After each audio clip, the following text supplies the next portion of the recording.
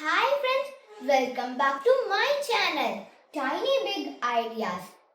இது நம்ம சேனலோட first video, The Broken Pencil. நம்ம சேனல்ல போற ஒவ்வொரு வீடியோலயும் 3 பார்ட் இருக்கும்.